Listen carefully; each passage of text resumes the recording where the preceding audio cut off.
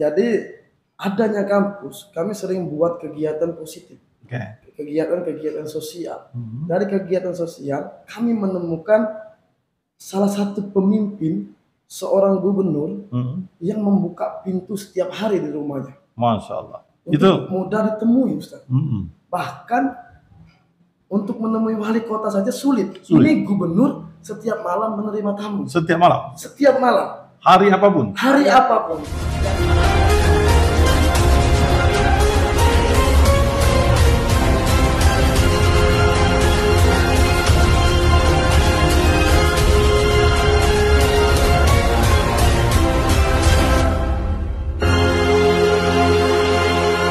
Jumpa lagi di podcast kami di Hitam Putihku. Kalau tidak hitam, ya putih. Assalamualaikum warahmatullahi wabarakatuh. Waalaikumsalam warahmatullahi wabarakatuh. Jumpa lagi dengan Hitam Putihku. Kalau tidak hitam, ya putih. Hari ini kami kedatangan tamu yang istimewa. Dua orang milenial yang cukup aktif di kota Palembang ini. Kita sapa dulu. Assalamualaikum. Waalaikumsalam warahmatullahi wabarakatuh. Silakan perkenalkan diri masing-masing. Dari adik kita yang ganteng dulu nih. Siap. Perkenalkan, nama saya Kapsa Pepius. Saya selaku Ketua Umum Kalangan Anak Muda Peduli Sumsel. Kalangan Anak Muda Peduli Sumsel. Peduli Sumsel. Ketua Umum ya? Ya. Oke. Sekaligus Ketua Tim Pemenangan Melaju Milenial Palembang Lanjutkan Hermanderu. Oh, melaju ya. Ketua Tim Pemenangan Melaju. Oke. Di sampingnya? Perkenalkan, nama saya Muhammad Rian Nasrullah. Saya Muhammad Rian Nasrullah. Oke. selaku Ketua Biro di PCPMI Kota Palembang dan juga selaku Sekjen di Melaju Milenial Palembang Lanjutkan Hermanderu. Oh, Sekjen di Melaju Lanjutkan Hermanderu. Milenial Palembang Lanjutkan Hermanderu. Oh, Milenial Palembang Lanjutkan Hermanderu. Disingkat Melaju. Oke. Kita bincang-bincang dengan dua anak muda ini. Ini luar biasa ini.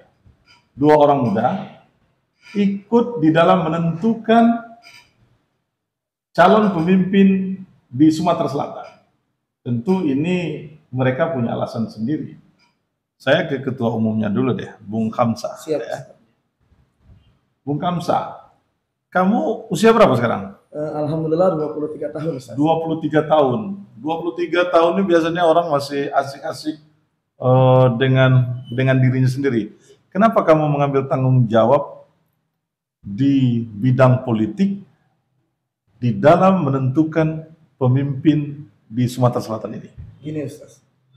Awalnya Kapsa mendirikan suatu organisasi yang namanya Kalangan Anak Muda Peduli Sumsel. Kalangan Anak Muda Peduli Sumsel. Atau disingkat dengan kampus. Karena Kapsa sendiri cuma tamat SMA.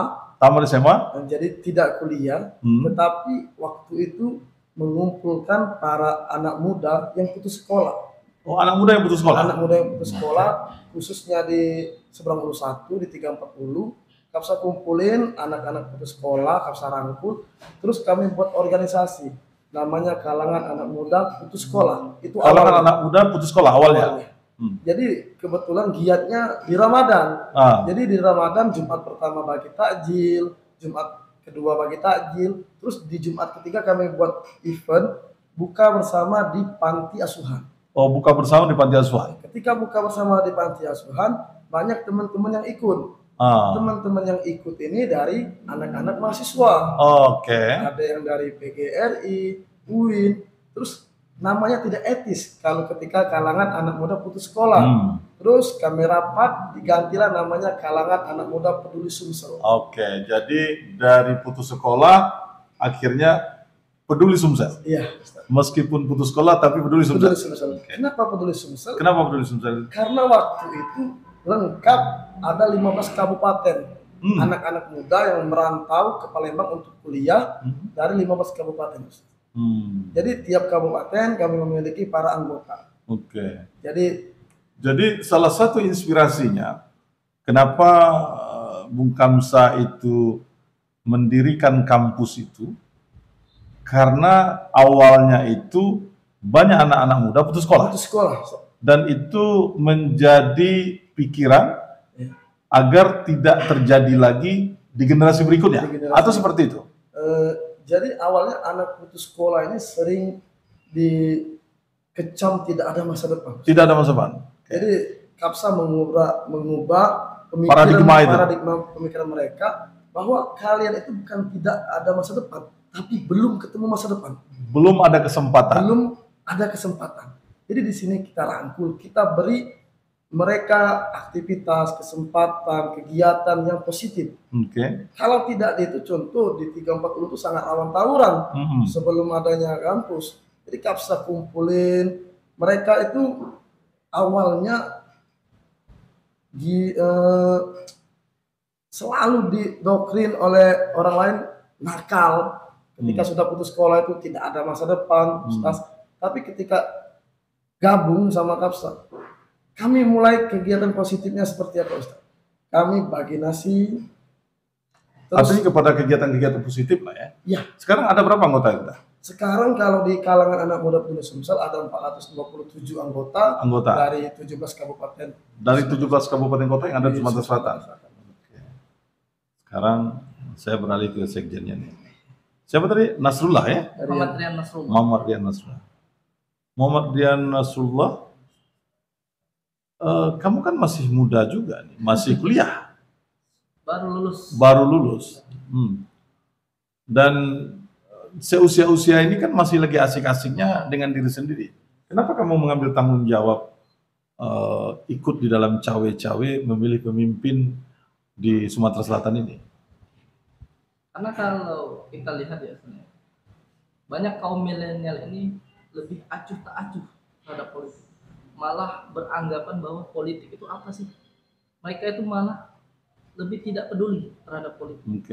Pasif lah ya. Pasif. Jadi kami di sini kaum milenial, politik itu bukan tempat yang kotor. Politik itu adalah sebuah pesta yang mana kita sebentar lagi akan menghadapi. Karena nanti akan mempengaruhi setiap gerak kita di dalam hidup bernegara. Benar. Karena setiap kebijakan dari kepala daerah atau pemimpin nanti di depannya itu dipengaruhi dari tanda tangan dia. Kalau kita tidak peduli dengan pemimpin kita, bagaimana nanti daerah kita ke depannya? Terlebih lagi anak muda ini generasi penerus setelah pemimpin yang saat ini. Artinya melanjutkan estafet kepemimpinan nanti ya anak-anak muda ini. Benar. Kalau dari sekarang tidak mulai, tentu nanti pas kita dicalonkan orang menjadi pemimpin, kita menjadi gagal. Gitu ya. Oke. Sekarang kita langsung ke persoalan. Apakah kampus ini memberikan dukungan kepada calon pemimpin? Kan sudah mulai banyak beredar nih pemimpin nih.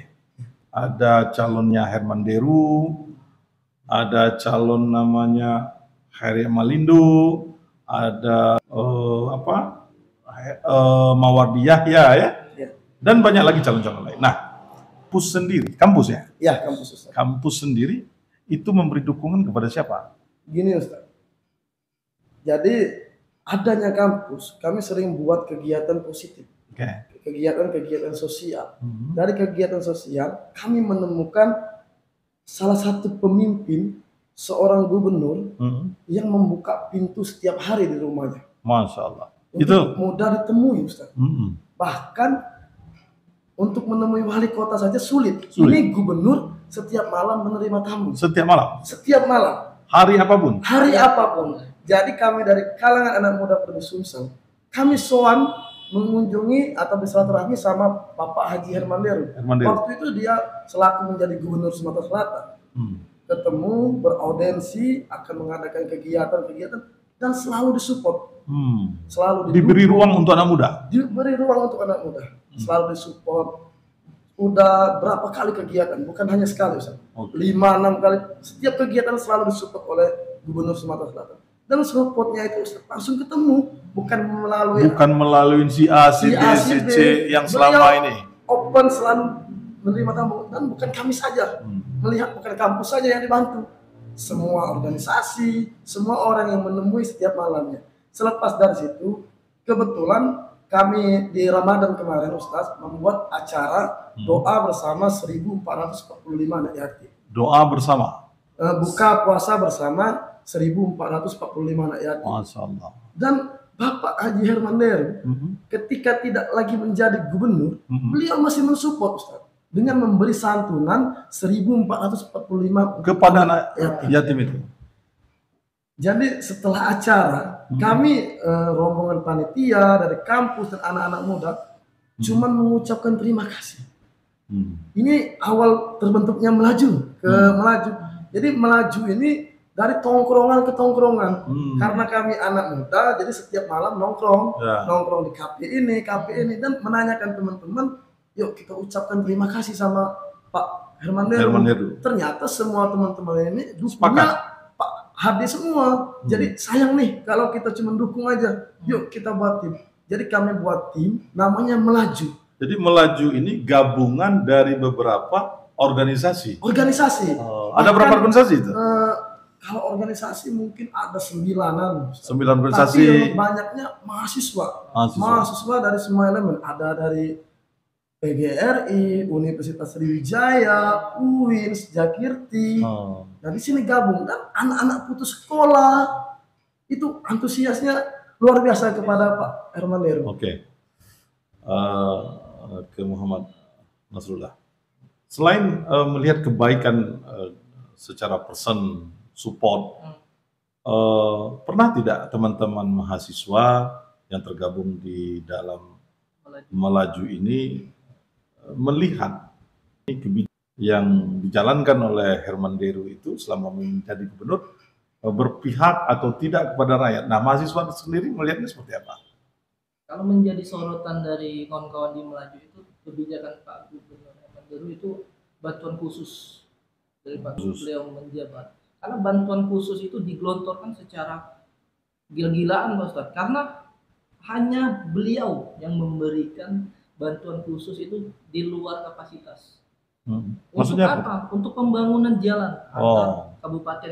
Bangkup ya? Iya, Bangkup. Bantuan gunung. Jadi kawan-kawan mahasiswa ini menyoroti di situ kebijakan itu. Belum lagi kebijakan gerakan. Artinya ada pemerataan pembangunan dari sisi fisik ya? Fisik ya. Belum lagi gerakan Sumsel Mandiri Pangan.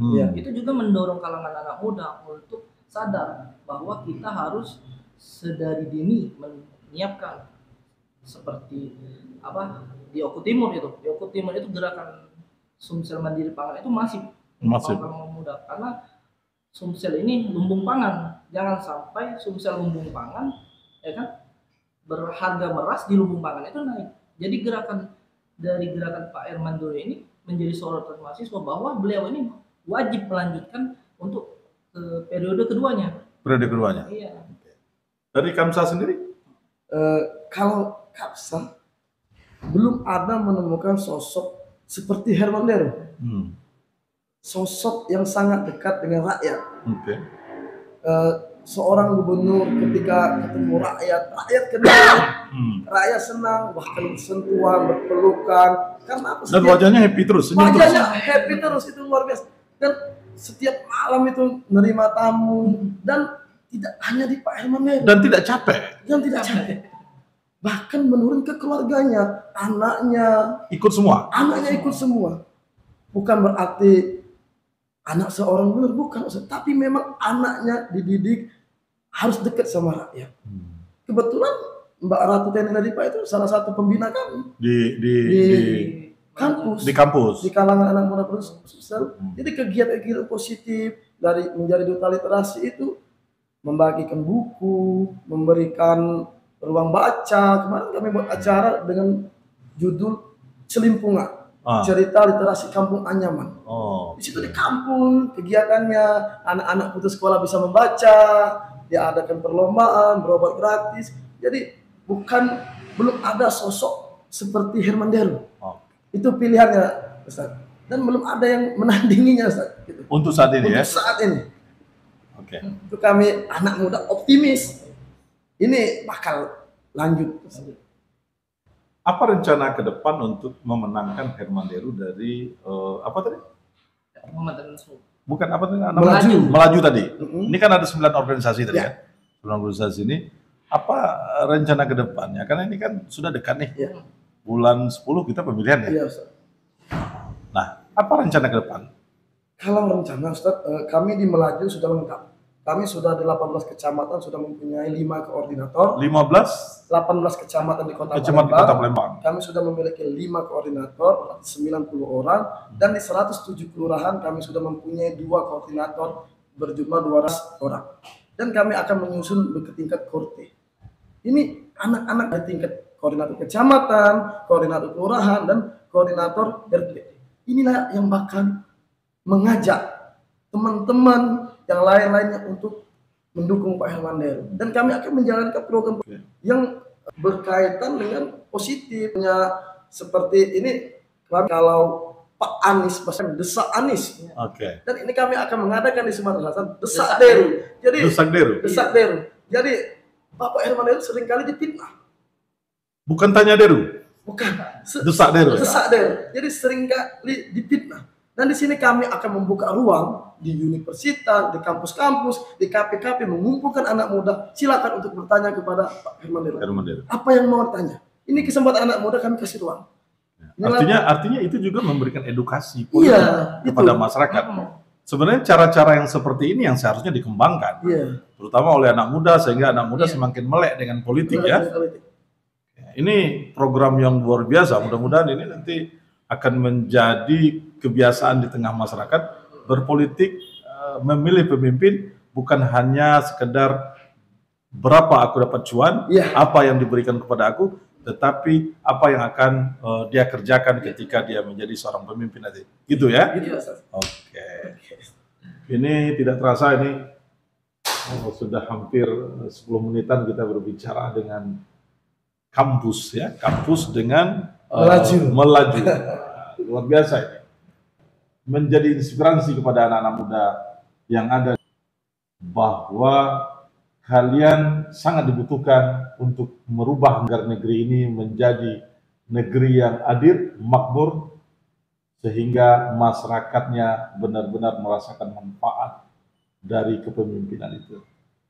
Ini dan anak muda ini berbicara tentang Sumatera Selatan, memilih pemimpin dan bagaimana caranya memberikan edukasi kepada masyarakat. Saya Ida Sril. Saya Kapsabatius. Saya Rian. Wabillahi taufiq wal hidayah. Wassalamualaikum warahmatullahi wabarakatuh.